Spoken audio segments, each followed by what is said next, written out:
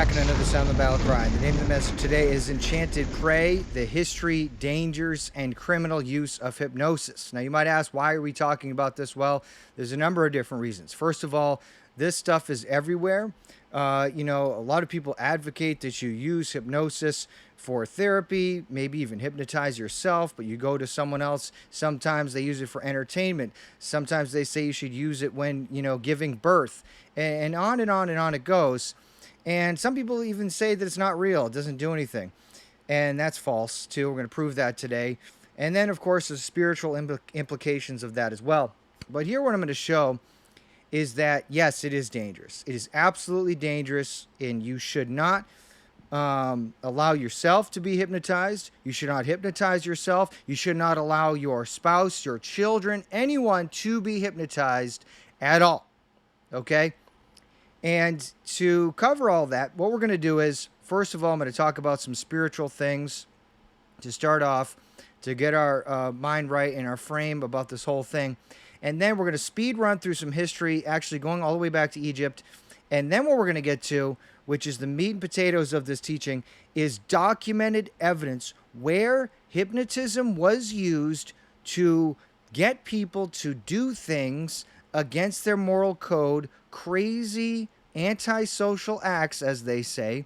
And I document this from the late 1800s to the early 1900s, all the way through to the 50s. And you're going to see it plain as day. And I will not, say this lightly, but this is a life-changing message, really, if you don't know about this stuff. And chances are most people don't know the extent of this, and they haven't seen the documented evidence to this extent. A lot of people have heard about a little bit about it, read about it, and they might have read some things over the years, but not this level of detail, and where you just can't deny it. Okay, so at the end of this, you're going to have a pretty good grasp of hypnosis and how it can be used for bad, and the danger of it, that you're going to want to avoid that. So that's pretty much the introduction. Let's get right into it. So first thing is, if you haven't seen this message that's on my channel, please go back and watch or listen to this message, which is called The Spiritual Danger of Altered States of Consciousness, Meditation, Drugs, Hypnosis, Binaural Beats. And what this message is first of all, I do a Bible study talking about, looking at all the instances where it says that someone was in a trance, because the Bible uses that word a couple times, and what happened, how it happened, and basically just to summarize that, the only time that someone was in a trance when it was good is when God induced it so that he could have their entire focus on him, listening to him, and all the information that he was giving to them, that they would completely take it in without reservation. That's what that state of mind is reserved for. It is not reserved for you doing that to yourself, or someone having inducing that hypnotic state into your mind so that they can influence you in a very strong way. So I highly recommend you go watch and listen to that message. There's a lot to learn there, and about the different states of mind. And then the next thing is, we're going to look at this verse here, which is 1 Peter chapter 5, verse 8, which says, "Be sober, be vigilant, because your adversary the devil, as a roaring lion, walketh about, seeking whom he may devour, whom resist, steadfast in the faith, knowing that the same afflictions are accomplished in your brethren that are in the world." So what I want you to notice here is that, first of all, there is a very real enemy out there, a spiritual enemy that we have, and that is the devil.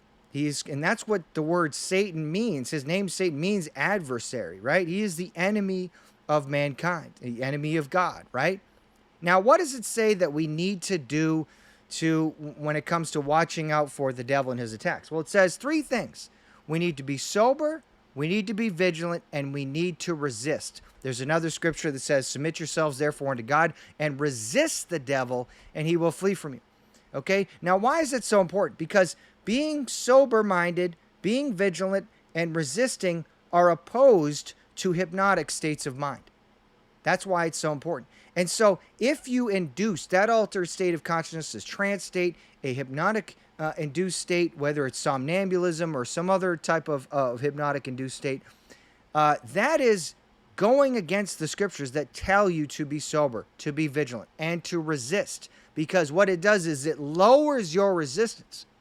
And you're going to see in this teaching that what hypnosis does is it makes you more suggestible.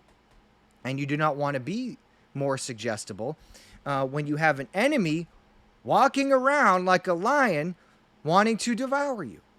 That's a bad idea. That is letting down your guard when you should be putting on the whole armor of God and standing and being sober, vigilant, and resisting. Okay? So I just wanted to start off with that, first of all. Now we're going to look at is enchantment and charming, because this is something that, if we go back in history, there was some confusion about this. But then when there was all this scientific study starting in the 1800s and 1900s about hypnosis, a lot of it, pretty much all of the study of hypnosis went into this scientific study. But before the 1800s, a lot of this stuff was associated with sorcerers, magicians, witches. And they would basically say, if they got control over someone else, they were heavily manipulating and influencing someone else, they would say they had enchanted them or they charmed them, right? And of course, there's other meanings of enchantment and charming. Charm, they have objects that are called charms. The root of enchantment really is in doing an incantation, and they can do that to cast a spell or enchant someone, whatever. All this type of stuff. But basically that meaning, that word, enchantment and also charming, was used to describe basically what sounds like a hypnotic state throughout history. Now, what I'm going to say about that is that sometimes, yes, I believe there was spiritual things going on there, right? That they work with spirits, they work with familiar spirits, these types of things. That's documented in the Bible, it's documented throughout history. That's what witches, magicians, sorcerers do, right? That's what they do. But I don't think that explains it every single time, and that's one of the attacks on Christians to say, oh, it's just they just blame it on demons and witchcraft every time. Well, sometimes it is that, and sometimes it's not. But I think that they may have discovered these things, how to manipulate, because when you ask them what magic is, they will, if they boil down the essence of it, they will say something to the effect of the manipulation of energy. And they use magic to manipulate reality and also people for their own benefit, right? So if they can manipulate people with hypnotism, they're going to use it. Do you see what I'm saying? So they would be able to understand these techniques, and you're going to see that this goes back to them understanding these states of mind all the way back to ancient Egypt, 4,000 years ago, right? So they would know about that, and so they can pass this knowledge down secretly in through the mystery schools and these types of things. So sometimes they could be inducing a hypnotic state into someone, and then everybody thinks, well, they're just doing magic. But it's hypnotism, inducing this state of mind. So I just want you to see that there is some overlap between the magic and the hypnotism, but there is a dividing line that we should see here that, hey, there is something that can be done without magic to induce certain states of mind that when it comes to hypnotism. But we're going to look at this enchantment and charming here real quick, because the Bible actually talks about these things a little bit. And there's something very fascinating I wanted to discuss before we get into some of the history. So in Psalm 58, verse 4, it says, their poison is like the poison of a serpent. They are like the deaf adder that stoppeth her ear, which will not hearken to the voice of charmers, charming never so wisely. And so this psalm was talking about the wicked. It was comparing the wicked to the poison of a serpent, right? And they are like this deaf adder. But what is it talking about? It says a deaf adder, someone that will not listen to the voice of charmers. Because this was known, especially in the Middle East, that there were people that would charm serpents to make it so that they would not bite, right? It's like that old, image you've seen maybe in cartoons with the guy playing a pipe, and the snake comes out of the basket and he looks all hypnotized and stuff like that, which is, it's kind of exaggerated or whatever. But this whole idea of charming serpents is known all through history, and that's why they even talk about it in the Bible. And what's interesting here is I got this quote here, which is actually what the title of the message is based on. And I want you to take a lesson from this. And it's a comment on this passage, which says this. It's from Adam Clark. It says, "It seems as if there were a species of snake or adder that is nearly deaf, and as their instinct informs them that if they listen to the sounds which charmers use, they shall become a prey. Therefore, they stop their ears to prevent the little hearing they have from being the means of their destruction." And so, he's kind of talking about this, that the charming doesn't work on certain types of snakes, whatever. But the point is that I want you to take from this is it says they stop their ears so they don't listen to the sounds which the charmers use. They shall become a prey. They don't want to become a prey. And that's what we're trying to avoid today by being empowered with this knowledge, right? The Bible says, "My people are destroyed for lack of knowledge." Well, and to not be ignorant, right? The Bible says, "For we are not ignorant of Satan's devices," lest Satan should get advantage of us. For we are not ignorant of his devices. And this is a device we should not be ignorant of. Because if you allow yourself to become hypnotized willingly, you are making yourself a prey for a predator. That's the point here. Okay? Let's look at some other passages. Ecclesiastes 10:11 says, "Surely the serpent will bite without enchantment, and a babbler is no better." So they're sort of using enchantment and charming interchangeably in the Bible. In Psalms, it says with the serpent, the voice of charmers. Here it says enchantment with the serpent. And what does it say? The serpent will bite without enchantment. And so it's saying that this enchantment did have an effect on the serpent. Now, it's not endorsing it. It's just a statement of fact. And here's some more. Jeremiah 8:17. "For behold, I will send serpents, cockatrices among you, which will not be charmed, and they shall bite you, saith the Lord." So that was part of the judgment of God in that instance, in the book of Jeremiah. And he says, these serpents will bite you. There's nothing you can do to stop that. They cannot even be charmed. Right? And that's talking about the charming, the enchantment. And so that's just to show you that this is actually talked about in the Bible multiple times.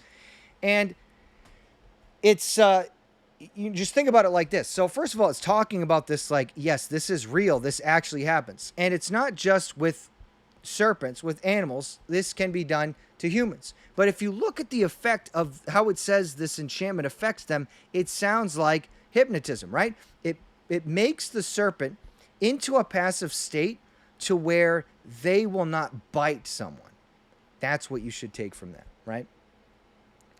And then one last thing, when it comes to the magical side of like the occult magic aspect of enchantment, the Bible says that God's people are protected from incantations, and enchantment being a form of incantation. So Numbers 23:23 says, "Surely there is no enchantment against Jacob, neither is there any divination against Israel. According to this time, it shall be said of Jacob and of Israel, what hath God wrought?" And this is in the context of, when they were trying to get Balak trying to get Balaam to curse Israel. And it says, there's no enchantment against Jacob, no division against Israel. The magic's not going to work as long as they're right with God, right? God's people are right with God. And so the way that he eventually got them was getting them to intermingle with the heathen nation. And so they had sinned, they broke down the hedge of God's protection, and they brought the curse upon themselves. But, when it comes to Christians today, we are protected from magic, from curses, these types of things. I have a full message about that, about curses, generational curses, all those types of things. And the message is called, "Can Christians Be Cursed? Generational Curses, Cursed Objects, Witchcraft Curses." I cover all that stuff, cursed objects, voodoo, and all this stuff. But also this, that Christians can't be Like if they try to say, oh, I'm going to curse a Christian to kill them, destruction ritual, something like that, it's not going to work. If someone is saved, they're genuinely born again, God protects them. Now, they might be able to be affected in some more mild way. They might feel feelings of, negative feelings of depression or something weird happens, but it doesn't have the same type of the intended effect of killing and these types of things. They are protected. And so when it comes to enchantment, if there is a spiritual nature to the enchantment, is what I'm saying, then the God's people are protected from that. Absolutely 100%. But that's why we need to study the other aspects, which are not just spiritual, but it's also how, the mind works. So we need to understand both sides of it. Okay, so that's a little bit about that. Now we're going to go back to, like I said, we're going to speed run real quick through some of the old history and show you some very interesting facts, some things you might have never heard of before, and some connections to the Vatican, believe it or not, when it comes to hypnotism as well. So first we're going to look at is sleep temples, which goes back to Egypt. So you wonder, like, how far back does hypnosis go? Well, we look at this article about sleep temples. It shows that hypnosis was known way back in 4,000 years ago in Egypt. Sleep temples, also known as dream temples or Egyptian sleep temples, are regarded by some as an early instance of hypnosis over 4,000 years ago. Under the influence of Imhotep, Imhotep served as chancellor and as high priest of the sun god Ra at Heliopolis. He was said to be a son of the ancient Egyptian demiurge Ptah. And, the sleep temples were hospitals of sorts, healing a variety of ailments. This is what they claim, right? Perhaps many of them psychological in nature. Patients were taken to an unlit chamber to sleep and be treated for their specific ailment. The treatment involved chanting, that's important, placing the patient into a trance-like or hypnotic state, and analyzing their dreams in order to determine treatment. Meditation, fasting, baths, and sacrifices to the patron deity and other spirits were often involved as well. Sleep temples also existed in the Middle East and ancient Greece. In Greece, they were built in honor of Asclepios, the Greek god of medicine, and were called Asclepions. The Greek treatment was referred to as incubation and focused on prayers to Asclepios for healing. These sleep chambers were filled with snakes, a symbol to Asclepios. Interesting, considering all the references to enchanting were in reference to enchanting serpents. A similar Hebrew treatment was referred to as kavanah and involved focusing on letters of the Hebrew alphabet, spelling the name of their god. In 1928, Mortimer Wheeler unearthed a Roman sleep temple at Lydney Park, Gloucestershire, with the assistance of a young J.R.R. Tolkien, which is very interesting. So if you want to go, study this out more yourself, go ahead, and I'm sure you can find a ton more about this, about these sleep temples. But I just wanted to briefly mention this, that this goes back a long time.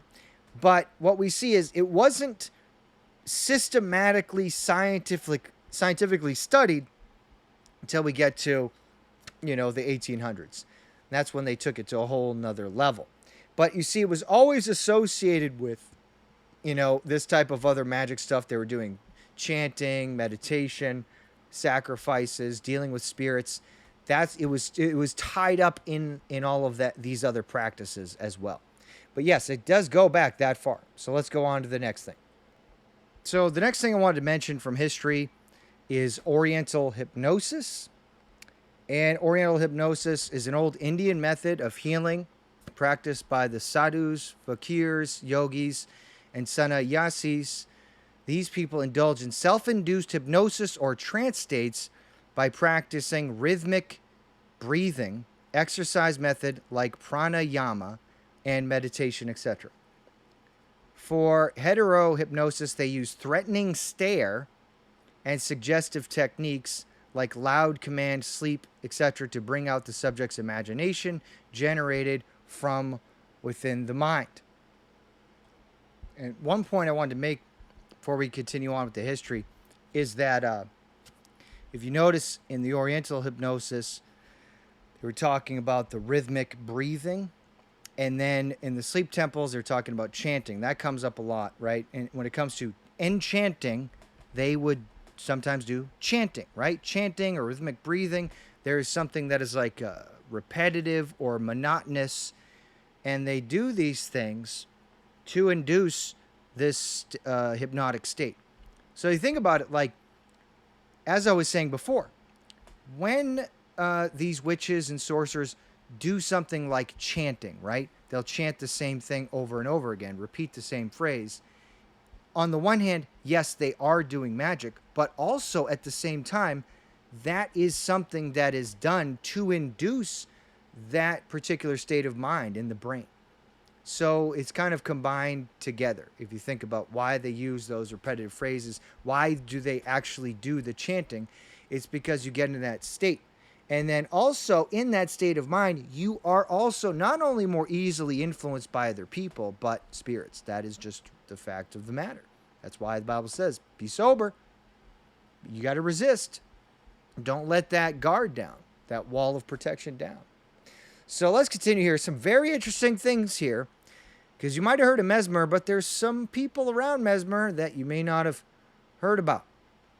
So pre-19th century predecessors to Mesmer, Avicenna, a Persian psychologist and physician, was the earliest to make a distinction between sleep and hypnosis. In the Book of Healing, which he published in 1027, he referred to hypnosis in Arabic as al-wam al-amil, stating that one could create conditions in another person so that he or she accepts the reality of hypnosis. Western culture hypnotism evolved out of sometimes skeptical reaction to the much earlier work of magnetists and mesmerists. And then we have Paracelsus, actually, and he was the first physician to use magnets in his work. Many people have claimed to have been healed after he passed magnets over their bodies. There's a lot of this stuff throughout history, people claiming that people experience healing with magnets and these types of things. But it's just kind of mixed in with this history when it comes to hypnotism, and then eventually going to Mesmer. Now, what I want you to see right here is this important statement. Around 1771, a Viennese Jesuit named Maximilian Hell was using magnets to heal by applying steel plates to the naked body. One of Father Hell's students was a young medical doctor from Vienna named Franz Anton Mesmer. That's right. The guy that is associated most infamously with mesmerism or even early hypnotism, Mesmer, was a student of a Jesuit named Maximilian Hell. Last name Hell, not making that up. One more quick fact about Maximilian Hell, the Jesuit, born Rudolf Maximilian Holl. He was an astronomer and an ordained Jesuit priest from the Kingdom of Hungary. The lunar crater Hell is named after him. Okay? There's a crater on the moon named after him, and it's called Hell, named after this Jesuit, just to let you know in case you didn't know that. So we're just going to fast forward here, talk about Mesmer a little bit. Not going to focus a lot on that because I really want to fast forward to some of the other documents that I have that are really going to show this criminal use of hypnosis. But just some basic facts here. Franz Anton Mesmer, Western scientist, first became involved in hypnosis around 1770 when Franz Mesmer, a physician from Austria, started investigating an effect he called animal magnetism or mesmerism. The use of the conventional English term animal magnetism to translate Mesmer's magnetisme animal can be misleading and needs to be seen in this context. Mesmer chose his term to clearly distinguish his variant of magnetic force from those referred to at the time as mineral magnetism, cosmic magnetism, and planetary magnetism. Mesmer felt that this particular force or power only resided in the bodies of animals, including humans. Okay, so this is a weird theory that he had. And basically, it doesn't matter how he tried to explain this. and how he thought that things operated, because they were still involved in using hypnotic states. And so basically he was doing, this therapy with magnets. And then they said that, there was a commission that examined this. They later declared that mesmerism worked by the action of the imagination. But really it was inducing hypnotic states, and then people are like, oh, okay, then you got healing from this, but you say it's from the magnets, but it's not actually. Okay? And Mesmer himself retired to Switzerland in obscurity, where he died in 1815. A student of Mesmer, Marquis de Puysegur, first described and coined the term for somnambulism. And followers of Puysegur called themselves experimentalists, and then it continues on. Now, right after that, I want you to see this, because we have another Catholic connection. Abbe Faria, many of the original mesmerists were signatories to the first declarations that proclaimed the French Revolution in 1789. Far from surprising, this could perhaps be expected in that mesmerism opened up the prospect that the social order was in some sense suggested and could be overturned. Magnetism was neglected or forgotten during the revolution of the empire. Now, look at this. An Indo-Portuguese priest, Abbe Faria, revived public attention to animal magnetism. In the early 19th century, Abbe Faria introduced Oriental hypnosis, there's that term again, to Paris. Faria came from India, gave exhibitions in 1814 and 1815 without manipulations or the use of Mesmer's baquet. Now, look at this. Unlike Mesmer, Faria claimed that hypnosis generated from within the mind by the power of expectancy and cooperation of the patient. And then Faria's approach was significantly extended by the clinical and theoretical work of Hippolyte Bernheim and Ambroise Auguste Libo of the Nancy School. Okay, so Abbe Faria was a Catholic priest. Okay, he was a Luso-Goan Catholic priest, one of the pioneers of the scientific study of hypnotism, following on from the work of Franz Mesmer. Okay, so, yeah, and one more line there. Unlike Mesmer, who claimed that hypnosis was mediated by animal magnetism, Faria understood that it worked purely by the power of suggestion. In the early 19th century, Abbe Faria introduced Oriental hypnosis to Paris. Okay, so think about it like this. Think about this. Before Mesmer was the Jesuit Maximilian Hell, and Mesmer was the Jesuit student. Then after Mesmer, this Catholic priest, Abbe Faria, is the one who helped to show that hypnosis was from the power of suggestion, and he was one of the pioneers in the scientific study of hypnotism. A Catholic priest after Mesmer and a Jesuit before Mesmer. You see that Catholic connection to so many things in history. One more fact when it comes to the Catholic Church. The Roman Catholic Church banned hypnotism until the mid-20th century, when in 1956, Pope Pius XII gave his approval of hypnosis, and he stated that the use of hypnosis by healthcare professionals for diagnosis and treatment is permitted. Okay, so officially they banned it, but then a pope gave his approval of it. That doesn't mean that there weren't Catholics that weren't practicing it when it was banned, but that's the official position of the church. So that's another interesting piece of history, that a pope eventually approved of it. Okay, so now that we got through all that history, we're finally getting to the documents that I wanted to look at here. And this is very important. So what we're going to start with is from, these are documents that were released that have some redaction in them, but what they have is plenty for us to see, enough for us to see the evidence. These documents are from Project Artichoke, done by the CIA.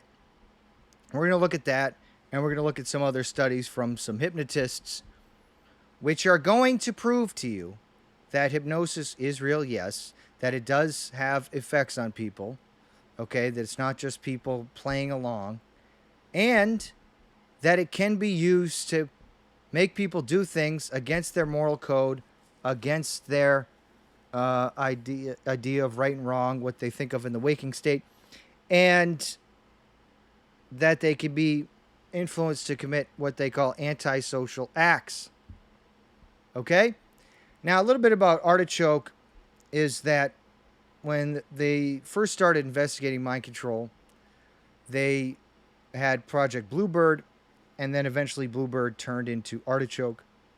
And some people think that Artichoke just turned into MKUltra, but that's not true, because actually Artichoke continued for 17 years after the beginning of MKUltra. But yes, that was the government's study of mind control, and the official mainstream position is that MKUltra was a failure. And they were not able to make Manchurian candidates programmed to do things that they wanted them to do. They said, oh, we failed at that. Spent millions and millions of dollars doing all these different experiments, and ultimately it was a failure. Well, I submit to you that that's a lie, and I have a lot of evidence to the contrary of that. I can't even give all of that today, but because what we're focusing on today, just before I start reading this, is that we're only mainly focused on hypnotism. We're not even getting into how you could add to this and make it even stronger with electroshock, with drugs, with sensory deprivation. We're not talking about alter personalities or anything like that. Just hypnotism. That's it. Just to show you what it can do. And so we're going to document that today. So this document is an Artichoke document, and it talks about an experiment in which two girls were hypnotized to plant a BOMB, which I will refer to from now on as a device, just to be careful here. And so let's get into it. Here's a summary of what happened. I have the documents on the screen, and you can go look these up yourself. You type in Artichoke documents, and it's online, available for you to go download and read. So let's look at it. The first major experiment of the evening was set up as follows, without previous explanation to either blank or blank child. So the names of the people are redacted. Both subjects were placed in a very deep trance state, and while in this state, the following instructions were given. Blank was instructed that when she awakened, she was to proceed to blank's room. She was told that while she was there, she would receive a telephone call from an individual whom she would know only as Joe. This individual would engage her in a normal telephone conversation. During the conversation, this individual would give her a code word, and upon mentioning the code word, blank would go into a deep SI trance state. So SI in the documents means special interrogations. Special interrogation trance state, which would be normal in appearance with her eyes open. So no one would notice that she was in a trance state when the code word was mentioned. Blank was then told that upon the conclusion of the conversation, she would proceed to the ladies' room, where she would meet a girl who was unknown to her. She was told that she would strike up a conversation with this girl, and during the conversation, she would mention the code word New York to this other girl, who in turn would give her a device and further instructions, which were to be carried out by blank. She was told that after she carried out the instructions, she was to return to the operations room, sit on the sofa, and go immediately into a deep sleep state. Blank was instructed that upon awakening, she would proceed to blank's room, where she would wait at the desk for a telephone call. Upon receiving the call, a person known as Jim would engage her in normal conversation. During the course of the conversation, this individual would mention a code word to blank. When she heard this code word, she would pass into a special interrogation trance state, but would not close her eyes and remain perfectly normal and continue the telephone conversation. So they're telling you right now that this person could be triggered into a hypnotic state from hearing a code word over the telephone. She was told that thereafter, upon conclusion of the telephone conversation, she would then carry out the following instructions. Blank, being in a complete special interrogation state at this time, was then told to open her eyes and was shown an electric timing device. She was informed that this timing device was an incendiary device and was then instructed how to attach and set the device. After blank had indicated that she had learned how to set and attach the device, she was told to return to a sleep state and further instructed that upon concluding the conversation, she would take the timing device, which was in a briefcase, and proceed to the ladies' room. In the ladies' room, she would be met by a girl who she'd never seen and who would identify herself by the code word New York.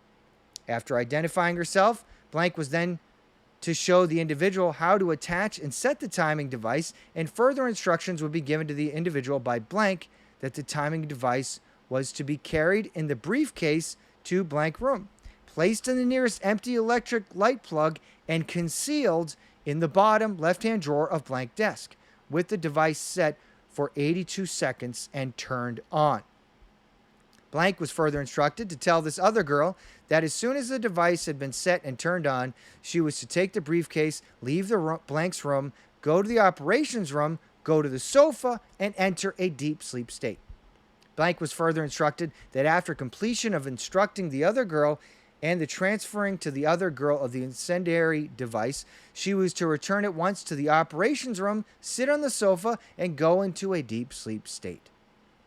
It should be noted that even when the change of locale to the transfer point, the experiment was carried off perfectly without any difficulty or hesitation on the part of either of the girls.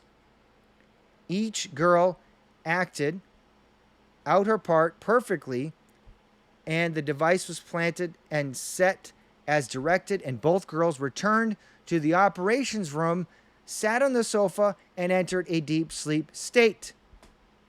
And this document was called SI and H experimentation, H meaning hypnotic, and it's from 1951, and you can see that on archive.org. Okay? So, that's the first document. It's an artichoke document, CIA artichoke document, and they told of a successful experiment where two girls were hypnotized to where you could call them on the phone, say a code word, they'd enter into a trance state with their eyes open, go get a briefcase, set the timing device, plant a you-know-what type of device, then go back and fall asleep in the sofa, going into a trance state, basically not even knowing that they had done such a thing. And that's just one example. And we're going to look at more. This is from another artichoke document. And what this is going to show is that there was a woman that was hypnotized to shoot someone. And this woman had a fear of firearms, but yet did it anyway. So let's look at it. A post-hypnotic of the night before. So just to explain real quick what a post-hypnotic is that while someone is in a hypnotic state, they say, if while you're in the waking state, if I say this word, then you will do this action. So then they take them out of the hypnotic state. They're going on, walking around, acting normal. And then someone says the code word and then they'll do something. That's because they had a post-hypnotic suggestion and they activated it. That's what the post-hypnotic is. They're putting that in there as the program. A post-hypnotic of the night before, pointed finger, you will sleep.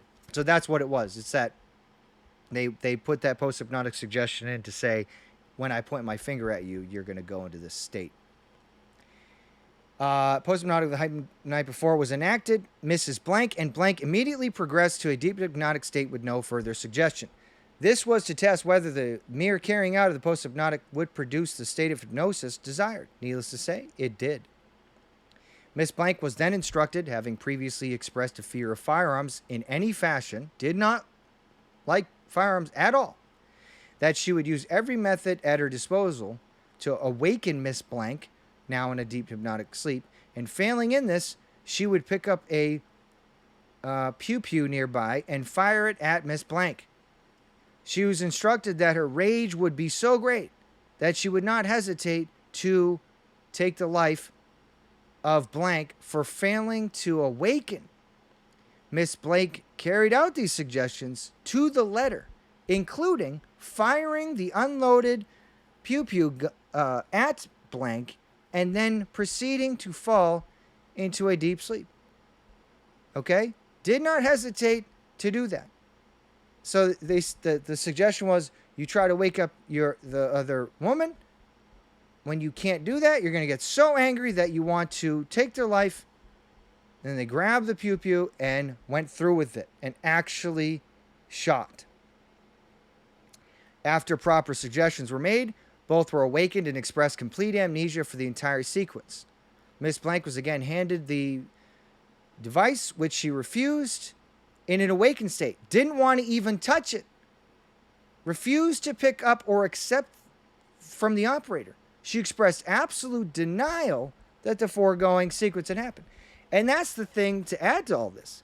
Not only did she do this in a hypnotic state with a fear of the device, but also afterwards had complete amnesia that any of it had happened. Couldn't remember that had just happened.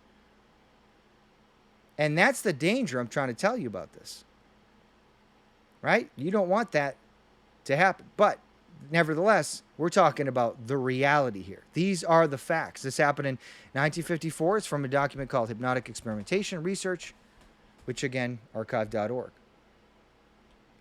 Here's another Artichoke document, which says that people can be hypnotized into committing antisocial acts. Despite an active controversy on the subject, there is much evidence that hypnotism can induce antisocial behavior. In this connection, it should be brought out that such acts can be accomplished in the post-hypnotic state with no apparent knowledge or feeling on the part of the subject. You see that? Without someone's knowledge, consent. Several experiments have shown that such subjects handled peculiarities in their post-hypnotic activities by accepting them as congruous aspects of their behavior. Such acceptance of the antisocial act of lying might well preclude any physical reaction, which would be measurable by the polygraph.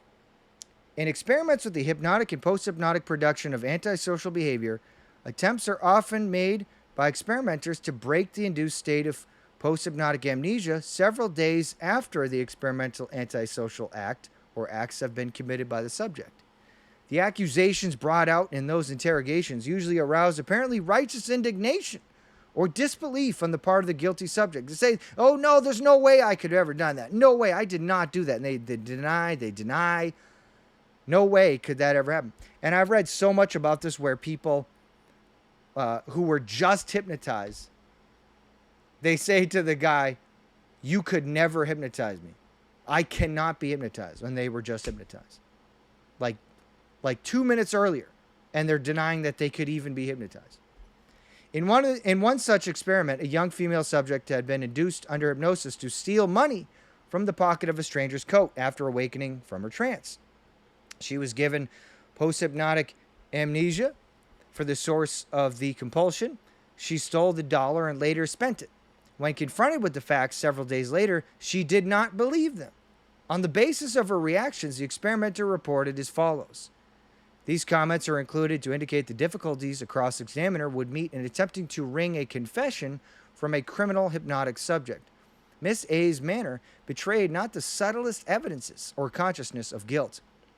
Subsequently, this subject was again hypnotized and her amnesia for the incident removed.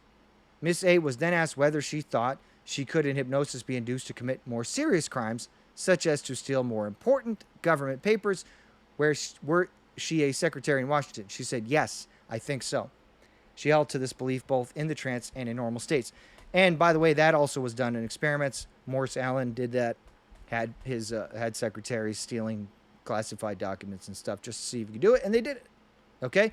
Nevertheless, this woman was hypnotized to steal some money and did not believe that she had done it because there was amnesia induced to cover it up. And also the important thing that they say there is they say that if this person was interrogated, they would not show any evidence that they were guilty. And so that's how they could hide. That's why they wanted to use this. So they could, if someone were captured as a spy, they could even be interrogated or tortured and never give up the secrets. because they wouldn't even know, right? And we're going to talk about that more. I even have way more evidence about that, what they were doing with that. Some guys that just admitted the craziest stuff, put it in writing, and we're going to see that. So there's that, another document. So this is the last Artichoke document that we're going to be looking at. And what this is it's a CIA interviews for Artichoke. They're interviewing a hypnotist who has 15 years of experience and see how they could use him and his skills for their purposes. So it has some pretty interesting insight here of what this hypnotist says. He says, this is the Q&A, okay? Can you obtain information from an individual, willing or unwilling, by hypnotism? Definitely yes. If an individual refuses to cooperate with hypnosis, the doctors with whom I work use drugs, always sodium amytal. That is commonly used, sodium amytal, sodium pentothal. They commonly mention that in these older documents. But think about that. Can you obtain information from an unwilling person with hypnotism? And he says, yes, you can. And a lot of times it makes it easier with the drugs, but there are some other techniques that they can use. But drugs is the easiest. But there are methods of covert induction of hypnotism, which I will show also documented evidence of how they do that as well. Here's another question. Do you think that this system would be useful in obtaining information from an uncooperative individual? Yes, definitely. You would have to study your individual psychologically. If you could gain their confidence, your battle would be more than half won. And of course, they would study people psychologically in extreme detail.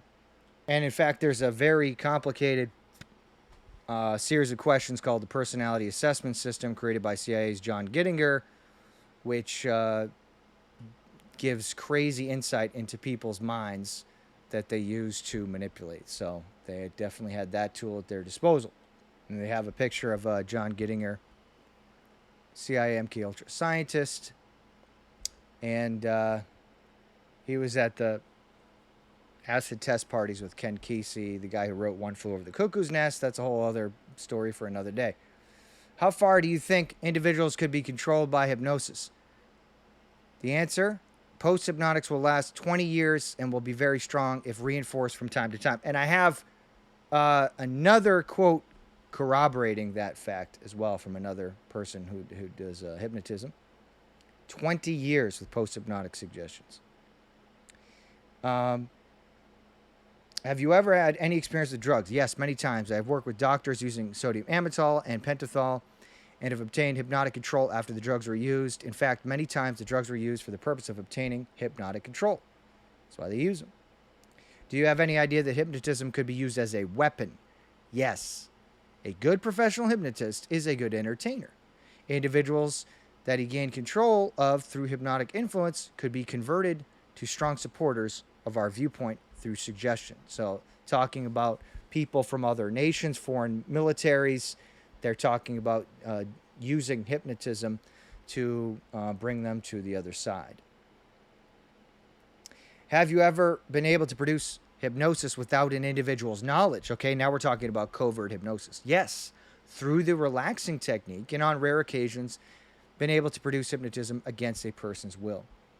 Okay, there's some techniques of relaxation, inducing the states. Do you have any special techniques that you think are valuable? All techniques are valuable.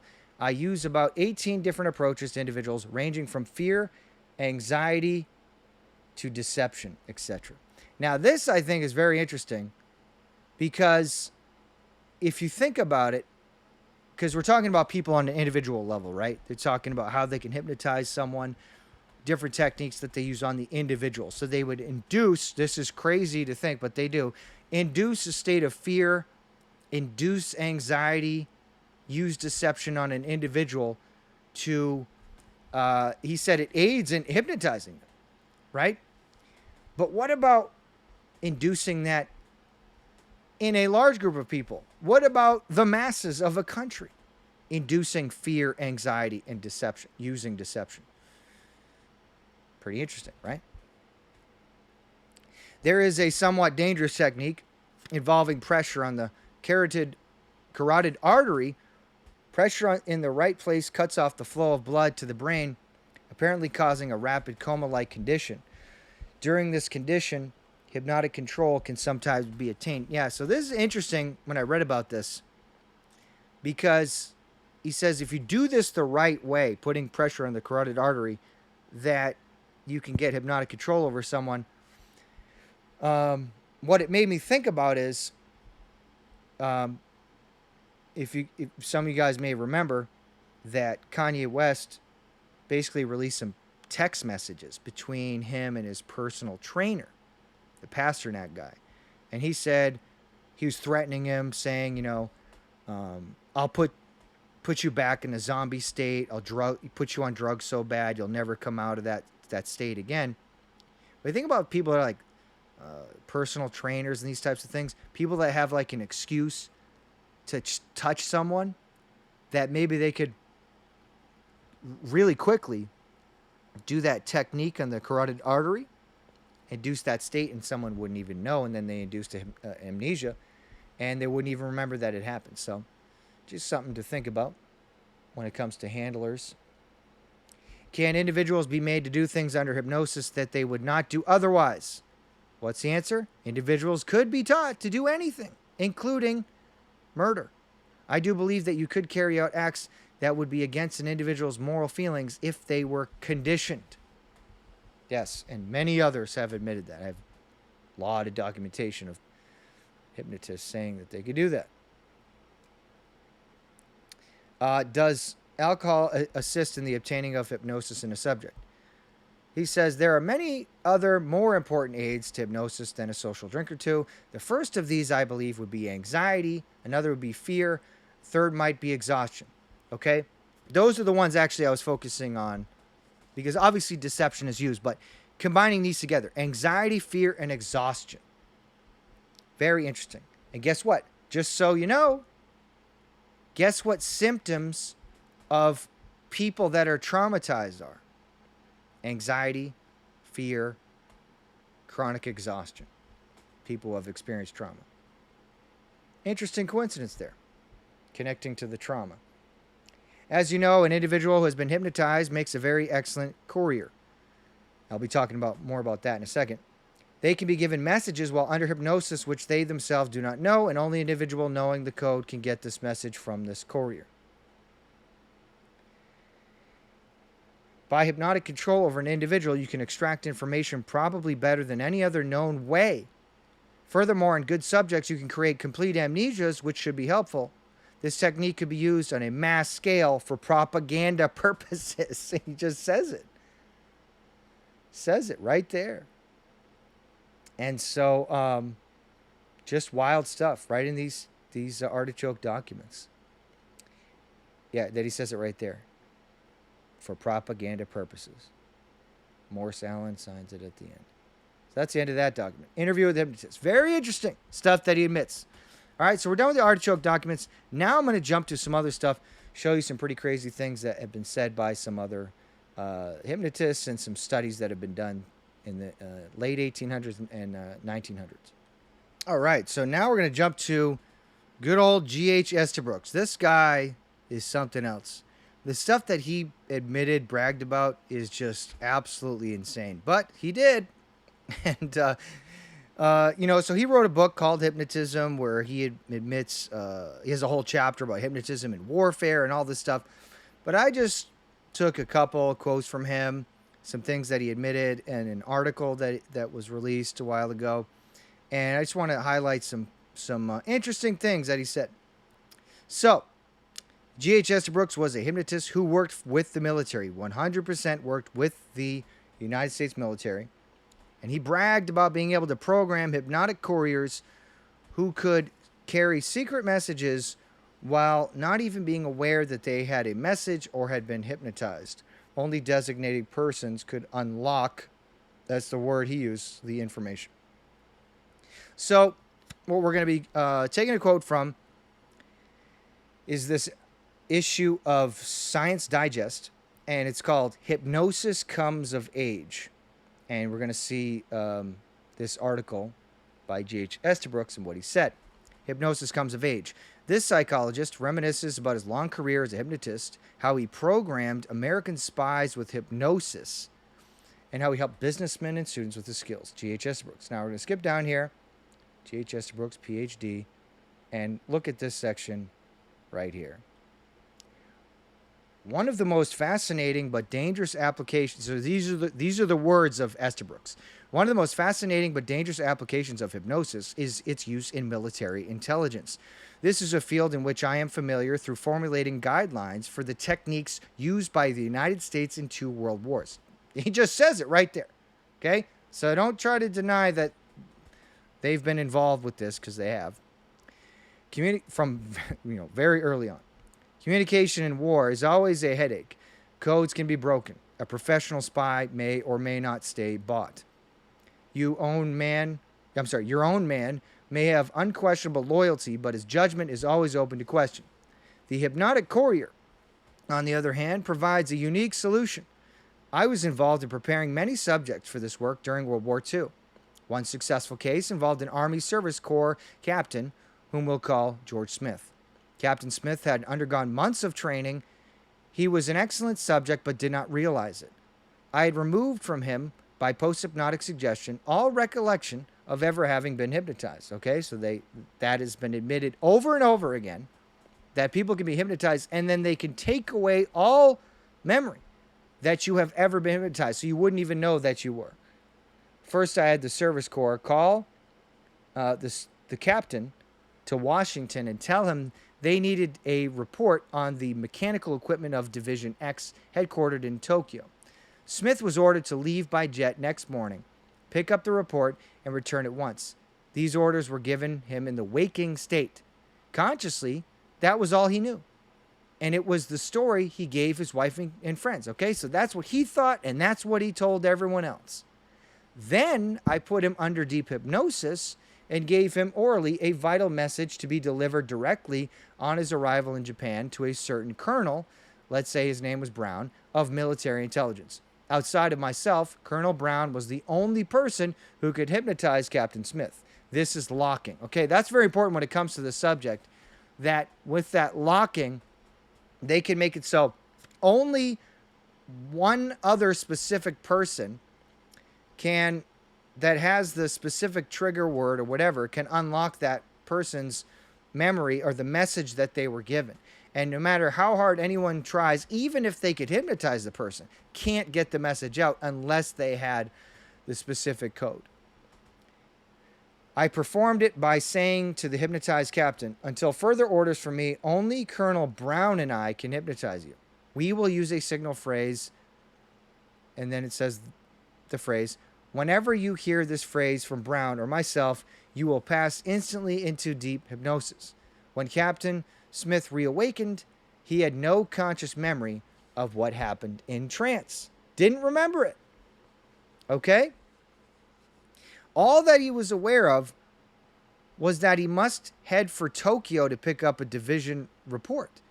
On arrival there, Smith reported to Brown, who hypnotized him with the signal phrase, and then under hypnosis, Smith delivered my message and received one to bring back. Awakened, he was given the division report and returned home by jet. There, I hypnotized him once more with the signal phrase, and he spieled off Brown's answer that had been dutifully tucked away in his unconscious mind. The system is virtually foolproof, as exemplified by this case. The information literally was locked in Smith's unconscious for retrieval by the only 2 people who knew the combination. The subject had no conscious memory of what happened, so couldn't spill the beans.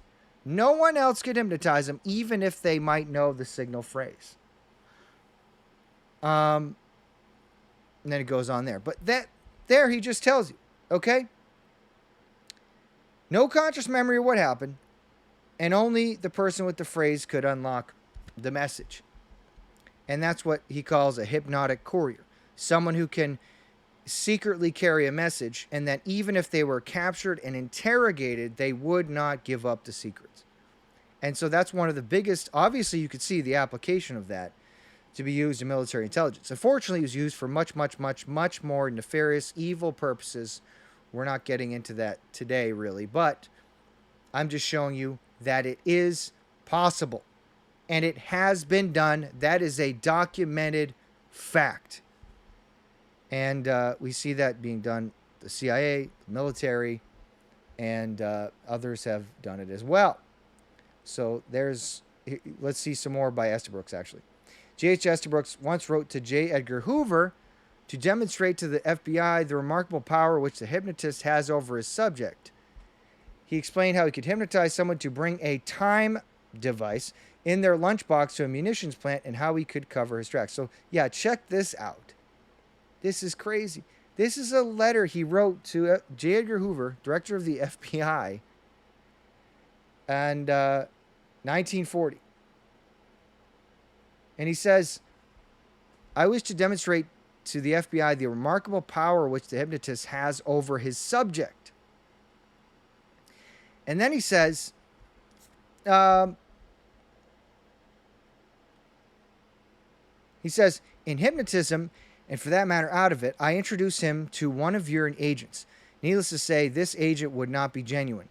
I then explained to him that tomorrow morning, in order to demonstrate this experiment, he will enter the munitions plant as usual with his dinner pail. I explained that all the time he will be under surveillance by men of your department. In his dinner pail, I explained it is a time device, which has all the attributes of a perfectly good time device, except it contains no boom, boom, pow, pow stuff. We wished him to cooperate fully in this experiment in order to demonstrate just how this technique could be used against the enemy. Okay, so he would be told that it doesn't actually have something in there that could harm anyone. In the morning, I give him his dinner pail with the time device enclosed, but I put in a genuine device which will explode after his arrival within the munitions plant. Okay? So you see how he tricked him? But using hypnotism, oh yeah, you're gonna bring this in, but it's not gonna be anything harmful. And then he puts in something that actually is harmful at the end. And so he just carries out the order. In my own opinion, the odds are about 5 to 1 that the plan will succeed. If it doesn't, needless to say, I will have removed from him all knowledge of his ever having been hypnotized and will render it impossible for anyone to hypnotize him in the future. In other words, he will land in the penitentiary on a charge of treason, and I will be free to continue my work. These guys are sick. But anyways, he's saying exactly how they would cover it up. He says, hey, most likely this will work, but even if it doesn't, I'm going to take away all knowledge that he ever was hypnotized so he can't blame us.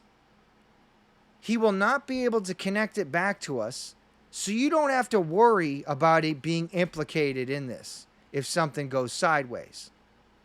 And no one else will be able to hypnotize him and retrieve the information that he was hypnotized by us. And he could land in prison. And I'll be free, you'll be free, no one's going to get in trouble. So he's basically selling them on this point, saying, hey, there's no risk for you. Right? And that's how he would do it. One more thing from Estabrooks. G.H. Estabrooks gave an example in his book, Hypnotism, of a post-hypnotic suggestion lasting 20 years. Which is crazy, but it happened. The trigger phrase was used before, but after 20 years, they said, watch the front. The subject responded, call out the guard. Here comes Paul Revere. And he didn't know why. So just look at this real quick, and then we'll move on to another document. There are... Let's see here. Yeah, this is from his book, Hypnotism. G.H. Estabrooks' book, Hypnotism. There are a few other questions which seem of interest to the public. How long will the post-hypnotic suggestion last? Frankly, we have no idea. Lebo reports a case in which a very complicated suggestion was carried out after a year. The writer recently ran across a case where the post-hypnotic suggestion seemed to be fairly strong after 20 years. During the last war, he was interested in the study of hypnotism and was far more inclined to go in for stunts in those early days. He had a favorite trick with one subject. He would say, "Watch the front," whereupon the subject would stand up and shout, "Call out the guard, here comes Paul Revere." Right? That's how he would respond, because he had been hypnotized and put down he put in a post-hypnotic suggestion that said, when I say the words, "Watch the front," you will respond with, "Call out the guard, here comes Paul Revere." That's how the post-hypnotic suggestion worked. And he said he used to do that in the past, right? Then he fast forward 20 years. It happened that recently the operator met this subject, and in the course of the conversation suddenly said, he just wanted to see if it worked. He said, "Watch the front." The subject looked puzzled, then said, "Call out the guard, Paul Revere is coming." Then he immediately looked even more puzzled and added, "I wonder why I said that. Somehow something you said recalls the last war and all the muck in the trenches. I never recalled the whole thing quite so vividly before." We generally accept the fact that these suggestions tend to wear off unless we give some very specific time and date, as 4 o'clock Christmas afternoon, 1941. However, with occasional reinforcement in the hypnotic trance, there seems no reason why the post-hypnotic suggestion would not last indefinitely. It seems to do so in the treatment of alcohol and tobacco. It is reasonable to suppose that it will do so in other situations. So he said he documented an instance where it had lasted, this post-hypnotic suggestion lasted 20 years, where he could say after 20 years a trigger phrase and it would trigger the response of that person. Pretty powerful stuff. And so that was it for G.H. Estabrooks. We're going to move on to some other stuff now. So just to add one more document when it comes to the military application of that, we have this report that was done by a psychologist named Irving Janis. This is from 1949.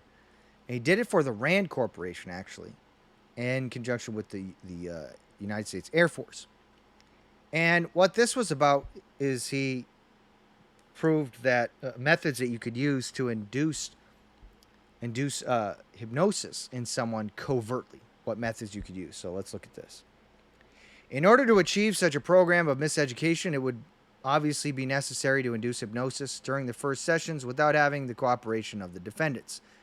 There is an extensive literature on successful techniques of inducing hypnosis with uncooperative, resistant persons. Among the various alternatives, there are 3 main possibilities, any one of which might have been developed into a successful technique for inducing hypnosis in defendants who would resist the usual methods. Number 1, disguising the hypnotic induction by talking relaxation, allegedly as part of a medical examination. For example, the person is given a blood pressure test, told that he must relax completely in order to give an adequate test record, and is thereby given suggestions to go to sleep, which result in a hypnotic trance. Yes, absolutely. And see how easy it would be to someone, maybe even someone disguised as a doctor, could hypnotize someone, whatever. But they go to give someone blood pressure, say relax, induce that hypnotic state, and they're in a situation where it seems like you're in a normal situation. So you're not saying, "Hey, I'm going to hypnotize you." And they can just do it that way without someone's permission. Number 2, inducing hypnosis while the person actually is asleep from normal fatigue. And G.H. Estabrooks, again, there's that guy, he talked about doing that, actually. Estabrooks describes his success by hypnotizing people against their will by approaching them while they are sleeping, talking gently to them without awakening them, and thereby transferring them from normal sleep into hypnotic trance. Okay, that's another way. While someone's sleeping, secretly induce it. Another is, of course, using drugs. Using injections of a hypnotic drug, barbiturates, to induce actual hypnosis. Wolberg and other psychiatrists have described a procedure which they have used successfully in producing hypnosis in patients who refuse or resist the simple talking methods of induction. The patient is given a few grams of pyraldehyde or an intravenous injection of sodium pentothal or sodium amytal. The appropriate dosage of the drug invariably induces a state of hypnoidal sleep. During hypnoidal sleep, the patient is given suggestions which produce a characteristic hypnotic trance. As part of the first drug-induced trance, the patient is given post-hypnotic suggestions to the effect that he will be susceptible to hypnosis thereafter without the use of drugs. So that's interesting too. They're saying that, they just have to do that one time with the drugs, induce that state, because what they talk about in a lot of these studies is that the more that you hypnotize someone, the easier it is to hypnotize them later on down the road. You just snap them into a hypnotic state very quickly. Okay? So, without the use of drugs, subsequently, the subject is given practice in carrying out the post-hypnotic suggestion. He is re-hypnotized, still without his conscious cooperation and without the use of the drugs. So they do it after without even the drugs. Okay? So, and we see all that in that document, the Rand Corporation document, which is available online too. You can look that up. And it's called Are the Common Form Countries, talking about communists, using hypnotic techniques to elicit confessions in public trials? You can look that up yourself. Okay, so now we're going to jump to is some documents from history, from psychologists, hypnotists, that document hypnosis being used to commit crimes, antisocial acts, these types of things. And we're going to go through those real quick. So this is actually from 1896, believe it or not. They were talking about this all the way back then. And a report published in 1896 quotes Professor G. Stanley Hall, who said his experience leaves no shadow of a doubt but that a hypnotic subject can be made an unconscious and innocent agent of crime. This was after his many experiments with hypnotism at Johns Hopkins University. And so we see this from Criminal Law Magazine and Reporter, January 1896, and the title, Hypnotism in the Criminal Courts. And I get some highlighted quote here. The illusory impression created by hypnosis may be made to terminate and tyrannize the subsequent actions of the subject. Then he talks about down here that through his own experience, hypnotic subject can be made unconscious and innocent agent of crime. Okay? And he talks about other bad things that have been done with that. And taking away memory of the act having been done after. Okay? So that was talked about, documented, all the way back in 1896. Let's look at some other examples. So we're going to look here at a quote from Clark Hull, who's credited with actually starting modern study of hypnosis, from his book Hypnosis and Suggestibility, page 32, which says this, talking about having someone do something, an action without their knowledge. A youth of 18 or 19 years is brought in by my assistant. He has consented to act as subject in a research project. I stand before him and look directly into his eyes. As he tilts his head backward to look into my eyes, I observe, as usual, the sign of considerable emotional disturbance in the beating of his carotid artery. I direct him to look steadily into my eyes and to think of nothing but sleep, to relax his muscles all over, even so much that his knees and bend a little and his legs scarcely hold him up. After 3 or 4 minutes, his eyes close, his head nods forward, and his breathing becomes heavy. I say, now you're falling towards me, you can't help yourself, and I catch him when well off his balance. Upon inquiry, he states in a drowsy tone that he could not help falling forward, but that he isn't sound asleep because I know everything that is going on. I suspect that he is mistaken and employ the following objective test. I give him a post-hypnotic suggestion that after waking, he shall pick up and examine a book on my desk when I sit down in a chair, but that he won't recall anything about why he did it. I wake him as usual, with a snap of my finger, and a few minutes later I sit down in the chair. He casually walks over to my desk, picks up the book, and after glancing at its title, lays it down. I say, why did you look at that book? He answers that he just happened to notice it lying there, and wondered what it was about. But he didn't even know that he got up and looked at the book because when Clark sat down in that chair, that was the trigger for him to go look at that book. And he didn't even know why he did that. Again, this isn't just some random guy. This is Clark Hull. Very influential people in the history of psychology and hypnosis. Here is another example of someone saying that you can hypnotize people to make them unwitting hypnotic couriers to transfer information, messages without their knowledge, covering it up with amnesia. So it's not just Estabrooks. It's also this man, William S. Kroger. And here's a quote from his book, Clinical and Experimental Hypnosis, where he says this: hypnosis in military medical practice. Hypnosis is assuming an ever-increasing role in the psychological aspects of warfare. For instance, a good subject can be hypnotized to deliver secret information. The memory of this message could be covered up by an artificially induced amnesia. There it is again. In the event that he should be captured, he naturally could not remember that he had ever been given the message. He would not remember the message. However, since he has been given a post-hypnotic suggestion, the message would be subject to recall through a specific cue, this having been given to him in the form of a post-hypnotic suggestion. Page 336, Clinical and Experimental Hypnosis, William Kroger.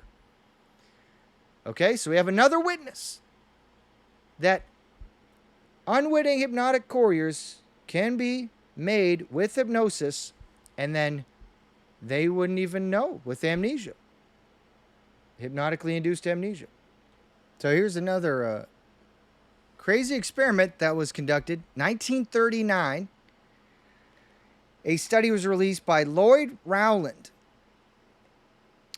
Will hypnotized persons try to harm themselves or others? And this documented 2 subjects who were hypnotized to throw sulfuric acid in someone's face. And they knew it was acid and dangerous, but did not know that there was glass protecting a man's face. And so we'll look at that, see what happened in this experiment. And so there were a couple experiments that were done. One, they used like a snake for one and all this stuff. Some people were made to be like hypnotized to think that the snake was not dangerous, like it was just a hose, and they went to go touch it. And this is another experiment that they did there. In this part of the experiment, the object was to see whether the subjects would perform acts unreasonably dangerous to others. The apparatus was modified by removing the snake and the hardware cloth from in front of the glass. Further, a section of 12 by 14 inches was cut from the back of the box, and against this opening, the head of the author appeared during the part of the experiment about to be described. The author's face was well lighted, and he read from a book. It must be remembered that the subjects saw nothing intervening between themselves and the author, okay? They did not see glass. The subjects participating in part 2 were as follows. Subject E, female, 16 years of age, high school student. Subject F, male, coach of high school athletics, graduate student. The procedure was as follows. The subject hypnotized was brought into the presence of the stimulus box. Thereupon, the experimenter poured sulfuric acid from a bottle into a glass, and in the presence of the subject, dipped a strip of zinc into the acid. The reaction was strong, with fumes steaming from the mouth of the glass. The subject was then asked, "Do you know what sulfuric acid is?" And regardless of the answer, the explanation was given that sulfuric acid is very dangerous. It will scar the skin and put out the eyes. The subject was then told to pick up the glass and throw the acid at the author's face. The author being protected, of course, by this invisible glass. Okay? So they knew that it was acid. They knew it was dangerous. You can't say that they didn't know. They absolutely knew what was in the bottle. Okay? Subject E picked up the glass and was very reluctant to throw the acid. She hesitated. The experimenter insisted and finally said, "I'm going to count to 3, and when I finish, you will throw the acid. 1, 2, 3. Subject threw the acid, set down the glass, shuddered, and covered her face with her hands. She seemed very much disturbed.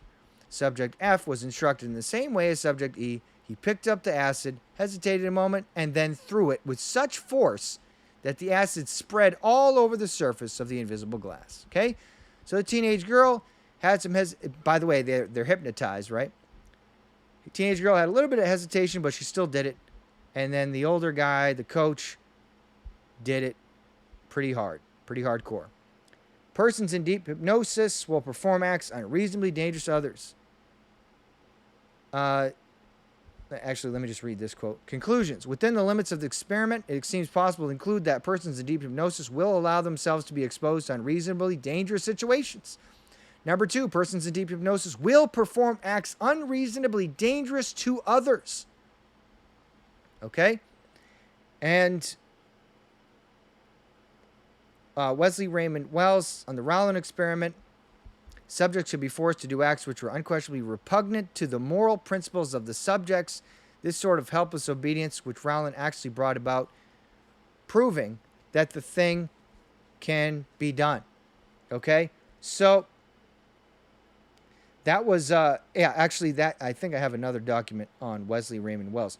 Wesley Raymond Wells commented on this Rowland experiment, and he gave his opinion, talking about this example of people can be made to do repugnant acts which are repugnant to their moral principles, and that it can be done, this helpless obedience. And that was in the Journal of Psychology. Yeah, that's the Wesley Raymond Wells quote. But we'll talk about him more in a second. Anyways, that was the experiment with the acid by Lloyd Rowland, 1939. So there's that one. Let's move on to another. Well, since we just talked about Wesley Raymond Wells, might as well go to him next. And here, Wesley Raymond Wells talks about how he could hypnotize someone to take a life. And he shows how he does it. And it's very important to look at this one, because this is a crucial aspect of that level of having people do stuff like that, because they have to use hallucinations. And that's how they get around. They say, well, people can't be made to do things against their moral code. But yes, they can, using hallucinations, where people think that they're doing something else. That in hypnotism, they think they're doing something else that is more in line with what their morality would be, but they're made to go against it through the hallucination. So we'll see what happens here from this. But this is from a study, and it's called Experiments in the Hypnotic Production of Crime.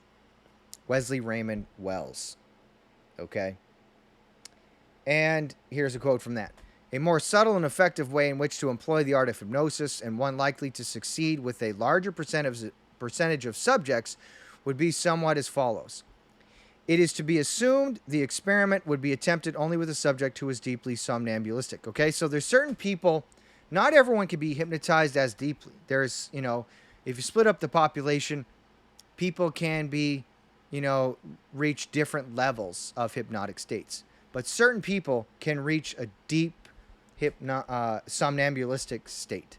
And those are the people that would be chosen to do something like this.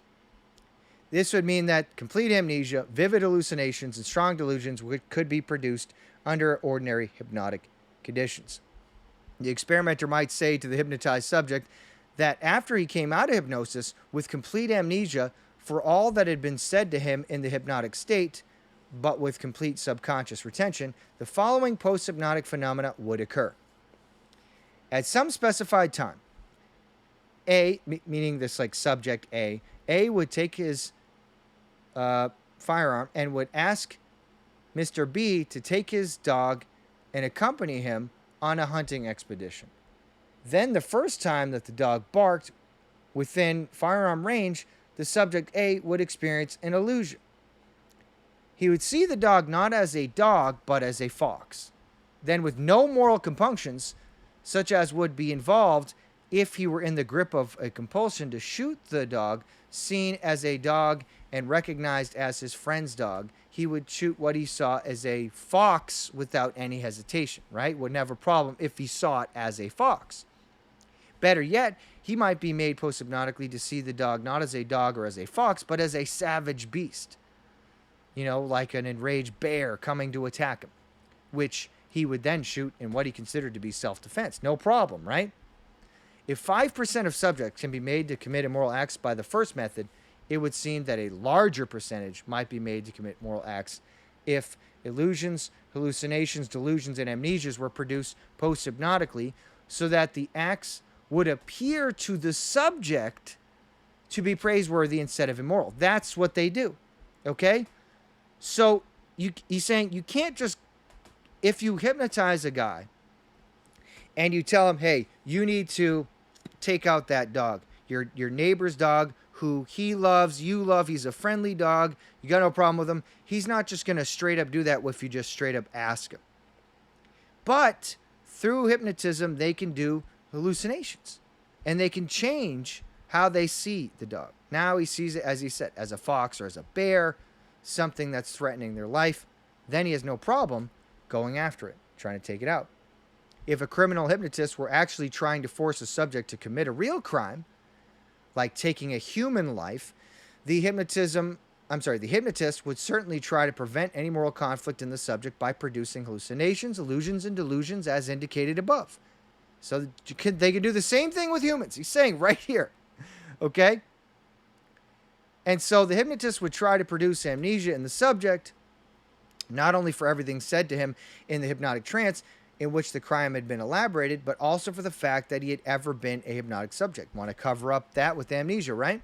The hypnotist would then try to implant a post-hypnotic inhibition, which would prevent anyone else from ever being able to hypnotize him. So lock it in, right? So no one else can figure it out. If this post-hypnotic inhibition was completely effective, the criminal hypnotist would feel protected from the possibility that the subject, if apprehended, could be hypnotized again by someone else and made to recall the actual event, thus incriminating the hypnotist. Of course, that's what they want to prevent, right? You don't want the criminal hypnotist to get caught and be made liable for hypnotizing someone to take a life. Okay? And so what he could do is, you just think about that. If he's talking about a human, make the person hallucinate that, oh, this person isn't an innocent person, this is a bad person, they're trying to take your life or something like that, and they can make them take the life of a human. And guess what? He said that all back here, right in this study. And so when people try to deny, oh, well, they failed and they couldn't program people to do that, and people won't do things against their moral code, especially taking human life, it is a lie. It is an absolute lie. They said this so many times throughout history, it's not even funny. Okay? Experts in hypnotism, psychologists, psychiatrists, they said it. And did experiments where they executed it successfully. All right, we got a couple more and we're done. So this one is Dr. Myron Teitelbaum stated in his book that with hypnosis, quote, the making of human robots can be achieved. To aid in assuming a new identity, obtain all the knowledge he might have by use of an involuntary technique, send it back out as a double agent. It's from Myron Teitelbaum, Dr. Myron Teitelbaum's book, Hypnosis, Induction, Techniques. And here is a section from there, using hypnosis for espionage. And he says, the fate of the country is often rested upon the extent of its espionage and counter-espionage system. Hypnosis can be used effectively in two primary ways: to aid the espionage agent in assuming a new identity, and to obtain the services of an apprehended spy, obtain all the knowledge he might have by use of an involuntary technique, and send him back out as a double agent. The former system will be illustrated. And he, gives an illustration of how they can do it, hypnotize them and make them a double agent and all this stuff, and he goes through it. Okay? You get the point there. He says it right there. You can make them human robots, double agents with hypnosis. All right, this is going to be the last document that we're going to look at. And we'll wrap up the message. This is from Andre Weitzenhofer, from a study he did called The Production of Antisocial Acts Under Hypnosis. And it's kind of a meta-analysis of 10 different studies that he took from the 20s, 30s, and 40s. And there were different, studies and experiments about can people be induced to commit antisocial acts using hypnotism. And he looks at the various results. But what is very interesting in this and helpful is that he shows that they were successful. There was definitely multiple successful instances where people were made to commit antisocial acts using hypnotism. But he also explains why some people who didn't experience those results didn't experience those results. He tells exactly why. He tells the reason. And one of those people is that person would be Milton Erickson, who I think was dishonest. He acted like people couldn't be made. He kept saying that over and over again. Well, I did the experiment and they couldn't do it. And that's because he didn't use hallucinations. He just hypnotized them and said, okay, do this bad thing. And then they didn't do it. And he said, oh, well, I guess it doesn't work. I mean, he was very sketchy. So let's get into this.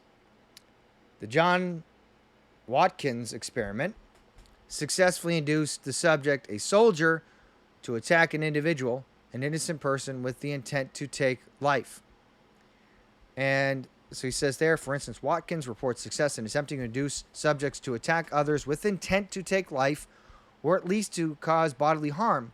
To obtain this result, he suggested to the subjects, all enlisted men, that the victim was an enemy, and they use a derogatory term towards someone from a foreign nation, foreign soldier, and it was further added that this enemy was about to kill the subject unless the latter killed him first. Okay, so that's how he induced someone to take the life of another, say, hey, this person is an enemy soldier that's trying to kill you.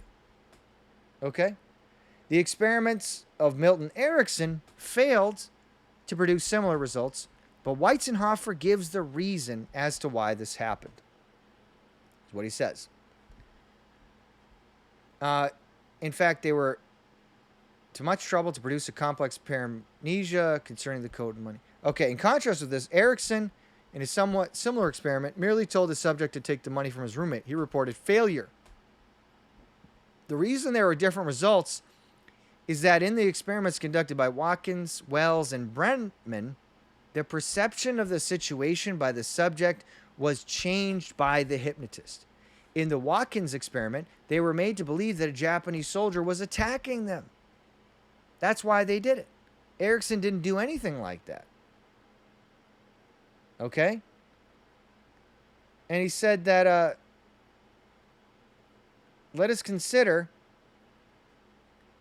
for instance, Watkins' report. In the absence of evidence to the contrary, one can presume that the subjects perceived the situation as suggested. That's how they perceived it. They saw an enemy soldier ready to attack them. From their standpoint, the subsequent responses were not only justified, but even commendable as being the line of duty, even though that person could have been an innocent person. They just changed the perception of the situation. Again, in Wells and Brennan's experiments, if the suggestions were really effective, one may presume the subject perceived himself as taking his own money from his own coat. That's how they changed that in that experiment, where they had someone steal money, but they made them think that it was their own money from their own coat, when it wasn't. It was someone else's. From his point of view, such an act had nothing antisocial about it. Right? It's justifiable in their own moral code. The Erickson experiments failed because he did not change the subject's perception of the situation. He asked them to commit acts directly against their values. The other hypnotist framed the antisocial act in a manner acceptable to the values of the subject. That was the big difference. So you don't look to Erickson's experiments and say, oh, well, he did it and he's one of the foremost experts on hypnotism. So if he said that it doesn't do that, that you can't do that, then it must be true. Wrong. Because countless others showed that it is possible, and he just wasn't doing it the way that he should have been. And he knows better. He knew better. Okay? In brief, these experiments were, the suggestions were such as to make the situation acceptable to the subject. And in any event, to make him perceive the situation in a manner different from the one in which he would presumably have perceived it in the normal waking state. On the other hand, in Erickson's version of these experiments, there is no evidence to indicate the subject perceived under hypnosis a situation which he would have perceived differently in the normal state. In either groups of experiments, the results indicate the behavior of the subject was in every instance appropriate to the situation as defined by the hypnotist. And so the reframing of the situation is accomplished through illusions and hallucinations induced by the hypnotist. If you want a subject to commit an antisocial act, they must be presented with an illusion that makes the antisocial act seem acceptable. And that's what they did. If the situation appears socially or in any other ways acceptable to the subject, he probably can be induced to commit antisocial acts. Criminal acts. Okay? And there's some of these are some of the studies that were referenced. Bernheim, Erickson, Rowland, Watkins, Wells, all those here. You see all those studies referenced. Anyways, that's the explanation there. And that's very crucial when it comes to understanding how, if people can be induced to commit antisocial acts, take life of another, anything like that, they have to perceive the situation as different by the hypnotist. But guess what? This was demonstrated over and over and over again. And so what does that tell you when the CIA says, oh, we were unsuccessful, we couldn't make anyone do that? It's a lie. Of course, they're liars. Always have been. And, I mean, it's part of their job. Right? And I could go on and on about that. Again, I have so much more documentation on all that stuff. It's not even funny. And but I just wanted to focus on hypnotism today.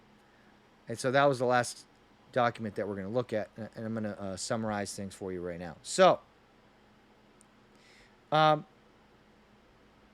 what we need to see here is this.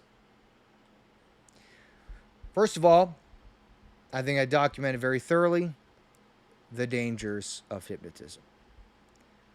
That, yes, there is spiritual danger to that, and I talk a lot about that, more so in the Altered States of Consciousness teaching, which you should go back and listen to. But in this one, I show that there are other dangers as well. And that also, when they say it's not possible for people to do things against their moral code, that's a lie. They can be made to do that, and they can be made to do very bad things. Right, through hypnosis. So you can see all the possibilities that is admitted that what can be done with it. And so, having seen all that danger, that should tell you want to avoid hypnosis, as much as possible.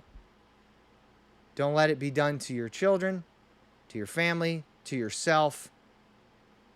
Don't ever knowingly allow yourself to be subjected to this. Don't think that you can use it for good, to help you. You might say, oh, I have problems with addictions. I have drugs or alcohol or whatever, some other thing that people go to get hypnotized to get rid of. Well, I got something for you. I have a solution. It's called the blood of Jesus Christ. It's called being born again. And there's endless people who watch the channel who could comment right now who can tell you of being drug addicts for decades and being instantly delivered by Jesus Christ when they repented of a life of sin and rebellion and put their faith in Him, and they were instantly delivered. And they didn't need hypnosis. They did not need that. I could testify to that myself. I was a drunkard myself. I did drugs as well. A lot of bad things. I mean, the music I was addicted to as well. Guess what? God broke all that when I got saved, when I was born again. I didn't need hypnosis to put that away. The power is in God through Jesus Christ. We have the power of the Holy Spirit. The Holy Spirit comes to dwell inside you. And He cleans up that temple of the Holy Ghost. That's what you need, the power of God. Right? But it's also that we need to watch out for manipulation and deception.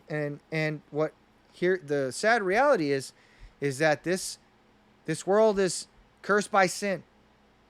Okay? And if someone is lost, right, they've never been saved, they don't have a layer of protection on them. They are not protected by God for any of this crazy stuff happening. None. Okay? Pretty much, it's a free-for-all for Satan You can do whatever to people.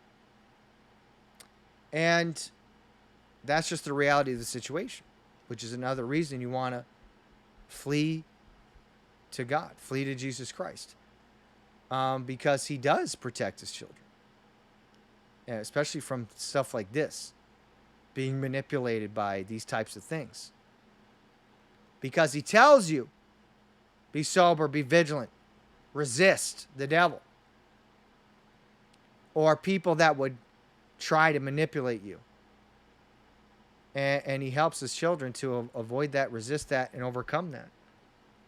We are overcomers, more than conquerors through him that loved us. We have victory over the world. This is the victory that overcometh the world, even our faith. That's what it says. And we definitely should not be ignorant of these devices. And also another thing is, if someone has been victimized by these things, we should have sympathy for them and recognize the signs of these things that they may have happened.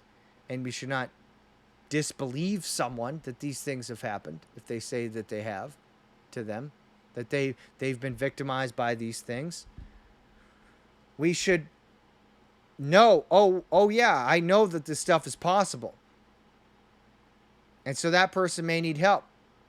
And how do they get help? Well, the best thing to do if they've been manipulated by hypnosis is to ground themselves in reality, get a sound mind. The Bible says the spirit that we were not given a spirit of fear, but of power and of love and of a sound mind.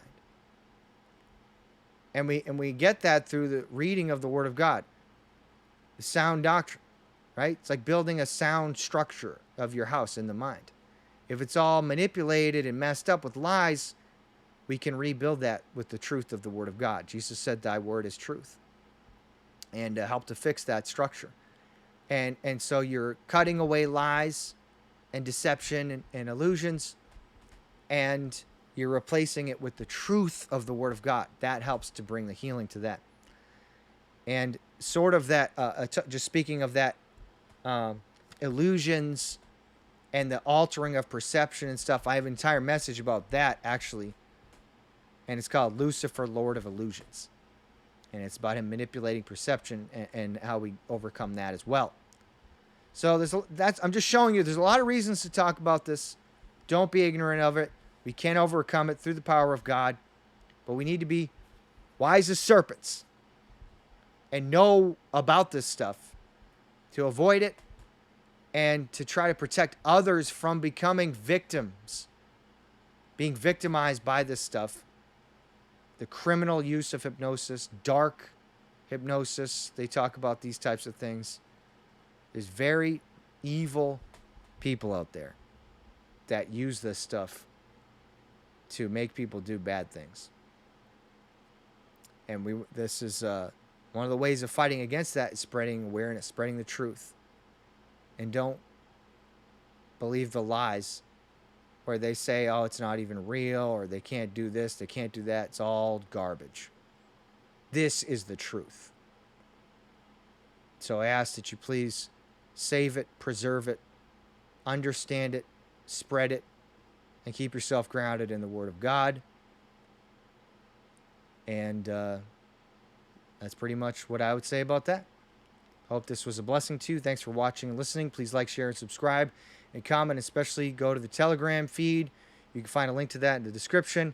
Subscribe to that, and you get PDFs of all the notes posted in there.